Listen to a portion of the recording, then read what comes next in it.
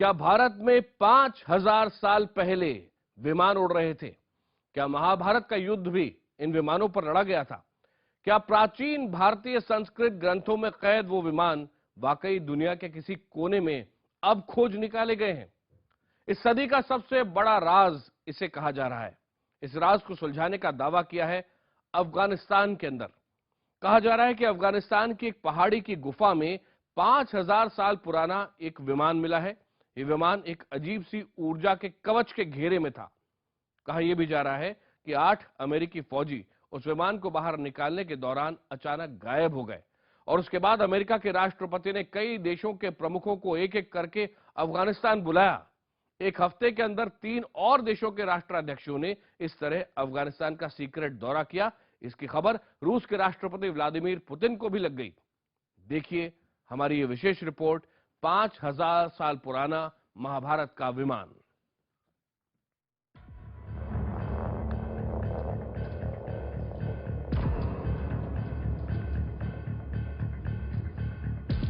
अफगानिस्तान की पहाड़ियों में क्या कैद है 5000 साल पुराना विमान? वो विमान जिसका जिक्र प्राचीन भारतीय ग्रंथों में मिलता है, जिसकी तस्वीरें प्राचीन चट्टानों पर उकेरी गई। अफगानिस्तान की पहाड़ियों में महाभारत के वक्त के इस विमान की तलाश। 2012 के इस चौंकाने वाले वीडियो को सदी का सबसे बड़ा रहस्य माना जा रहा है।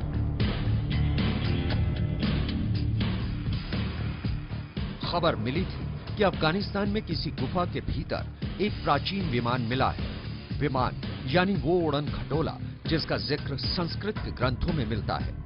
विमान के उड़ने के सैकड़ों किस्से महाभारत में कैद हैं। रामायण में, भगवत गीता में, पुराण में, अगणित प्राचीन तस्वीरों में, सैकड़ों साल पुराने भित्ति चित्रों या चट्टानों पर उकेरी गई रेखाओं में ये विमान नजर आते हैं।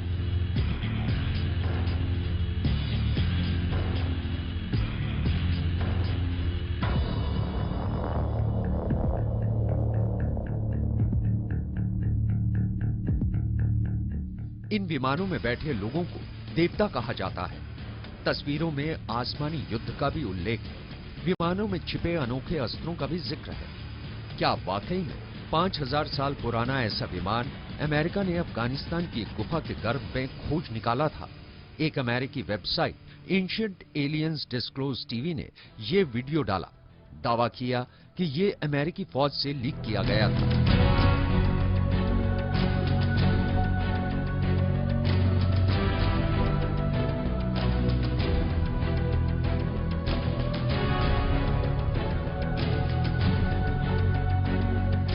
इसमें 8 अमेरिकी मरीन कमांडो एक मिशन पर जाते नजर आ रहे हैं। दावा किया गया कि यह मिशन प्राचीन भारतीय ग्रंथों में दर्ज विमान का पता लगाने के लिए था। यह विमान अफगानिस्तान की इस पहाड़ी की इस गुफा के भीतर फंसा पाया गया था। कहा जा रहा था कि कम से कम 5000 सालों से यह विमान इस गुफा में कैद है। उसे खोजने और निकालने की जिम्मेदारी इन मरीन कमांडोज को दी गई। ये कमांडो एक गुफा की पहचान करते हैं, लेकिन उसके भीतर है घुप अंधेरा। ये कमांडो लाइट जलाते हैं और उसमें उतर पड़ते हैं। इस वीडियो में उनकी आपस की बातें सुनी जा सकती हैं। अमेरिकी कमांडो आगे बढ़ते हैं। उनका नाइट विजन कैमरा हर हरकत कैद कर रहा है।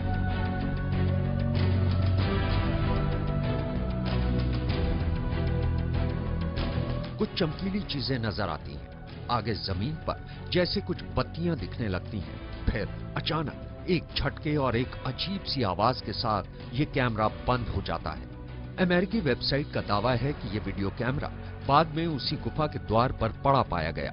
लेकिन वो 8 मरीन कमांडो कहां गए? उन्होंने उस गुफा के भीतर ऐसा क्या देखा? क्या वाकई में उन्होंने 5000 सालों से पड़े उस प्राचीन भारत के विमान के दर्शन किए? लेकिन उसके बाद से उन कमांडोज का कोई पता नहीं चला। वो गायब हो गए, वो अदृश्य हो गए। लेकिन शायद आज का इंसान उस आविष्कार के करीब पहुंच गया जिसका जिक्र सिर्फ प्राचीन ग्रंथों में देखा और सुना था। उसी के बाद अचानक ही दुनिया के बड़े नेताओं ने एक के बाद एक अफगानिस्तान के चक्कर लगाने शुरू कर दिए।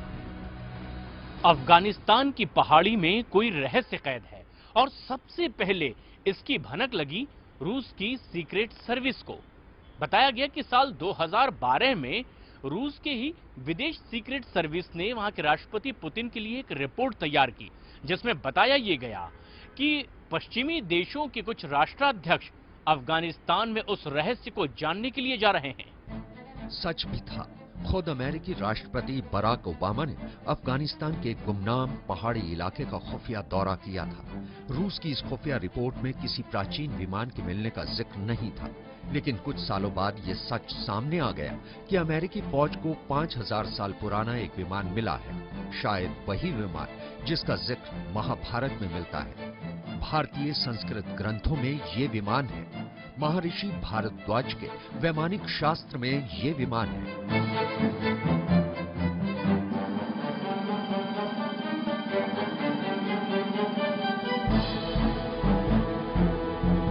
ये खोज कितनी अहम थी, इसका अंदाजा इसी बात से लगाया जा सकता है कि इस गुफा का पहला दौरा किया खुद दुनिया के सबसे ताकतवर इंसान अमेरिकी राष्ट्रपति बराक ओबामा ने।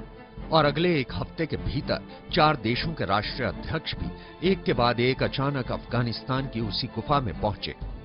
ओबामा के बाद ब्रिटेन के प्रधानमंत्री डेविड कैमरन, उसके बाद फ्रांस के उस वक्त के राष्ट्रपति निकोलस सरकोजी उस वक्त भारत की यात्रा पर थे। भारत की यात्रा के बाद उन्हें वापस फ्रांस लौटना था, लेकिन अचानक ही वो अफगानिस्तान मुड़ गए। उसके बाद बारी आई जर्मनी की चांसलर एंजेला मर्केल की। इन चारों महाशक्तियों के राष्ट्राध्यक्षों का अफगानिस्तान की एक पहाड़ी की ओर आना ही रूस के राष्ट्रपति व्लादिमीर पुतिन के कान खड़े कर गया।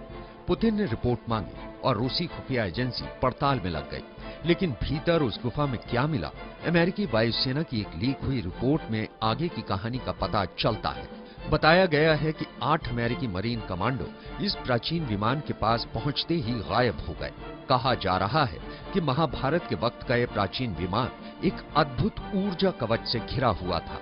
ये ऊर्जा कवच उसे इतने सालों से बचाए हुए था। कहा यह भी गया कि जैसे ही 8 अमेरिकी फौजियों ने उस विमान को हटाने की कोशिश की, वो टाइम वेल में खिंचकर गायब हो गए। The Mercury Vortex engine is perhaps a failure in the translation because the vortex is not a material quite suitable to a jet engine. तो क्या ये माना जाए कि इसी विमान की ताकत के शिकार हो गए वो अभागे 8 अमेरिकी सैनिक जो इसके नजदीक पहुंचे थे, इसे किसी विमान का अवशेष मानकर? लेकिन ये तो यहां पर सदियों से मौजूद एक जीता जागता विमान था जिसमें मौजूद थी पूरी की पूरी ऊर्जा। ये फौजी टाइम वेल में खिंच गए। क्या भला है टाइम वेल? क्या महाभारत में जिस विमान का जिक्र मिलता है वो किसी अनोखे ऊर्जा स्रोत से चलता था? अगर अमेरिकी वायुसेना के लीक हुए दस्तावेजों को सच माना जाए तो ये कहानी फिल्मी लगती है। एक प्राचीन विमान को देखकर फौजी हैरान रह जाते हैं और फिर अचानक उस विमान के कवच में वो खुद विलीन हो जाते हैं। आप अमेरिकन साइंटिस्ट को और यूरोपियन साइंटिस्ट को सुन रहे होंगे, वो विमाना की बात कर रहे हैं। विमान जिसे लेकर पूरे पश्चिमी देशों के वैज्ञानिक और भाषाविद कई वर्षों से रिसर्च भी कर रहे हैं। संस्कृत के प्राचीन भारतीय ग्रंथों को खास तौर पे जर्मनी के स्कॉलर छान रहे हैं। इनका मानना है कि प्राचीन भारत के पास उड़ने का मंत्र था, क्योंकि 8000 साल पहले के तकरीबन 6000 बीसी के जो टेक्स्ट मिलते हैं संस्कृत में, उनमें जो फॉर्मूले हैं उनके आधार पर अलग अलग धातुओं से आसमान में चक्कर काटने वाले खास विमान बनाए गए थे और ये सिर्फ कहानियां नहीं थी, ऐसा ये वैज्ञानिक मानते हैं। प्राचीन चट्टानों में भी ऐसे विमानों के चित्र उकेरे हुए नजर आते हैं।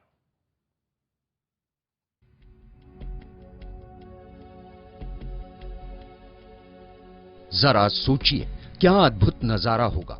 5000 साल पुराने विमान का पता चला अमेरिका को। वो विमान जो भारतीय संस्कृत के ग्रंथों में मिलता है, दिखता है। वो विमान जिसका जिक्र महाभारत में कई कई बार होता है। वो विमान जो अजीब सी ऊर्जा से ओतप्रोत था। उसे देखकर बाहर निकालने की कोशिश में 8 अमेरिकी फौजी गायब हो जाते हैं और उसके बाद उसे देखने ओबामा कई देशों के राष्ट्राध्यक्षों को अफगानिस्तान आने का न्योता तक देते हैं।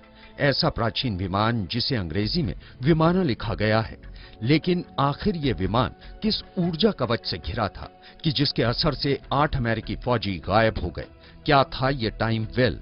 बताया जा रहा है कि मशहूर वैज्ञानिक अल्बर्ट आइंस्टाइन ने यूनिफाइड फील्ड थ्योरी दी थी।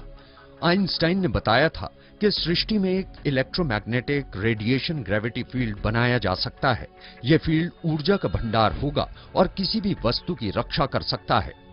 तो क्या वाकई में 5000 सालों से एक पहाड़ी की एक गुफा में कैद था एक विमान, वो यंत्र जो प्राचीन भारत में उड़ा करते थे, जिन पर बैठकर युद्ध लड़े जाते थे?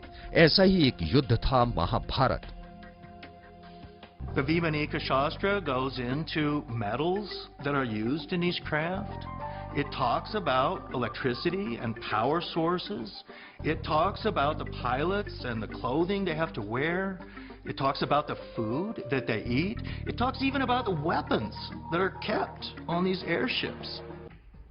गौर से पढ़िए महाभारत का ये अंश। क्या ये महज कल्पना की उड़ान थी या फिर वाकई में ये सृष्टि का पहला हवाई युद्ध था?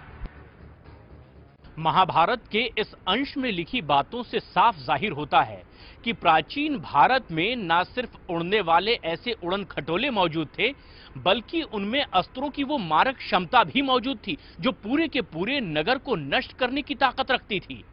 ऐसे में क्या ये माना जाए कि प्राचीन काल की ये वही विमान थे जिनके पास परमाणु बमों और मिसाइलों की भी ताकत मौजूद थी?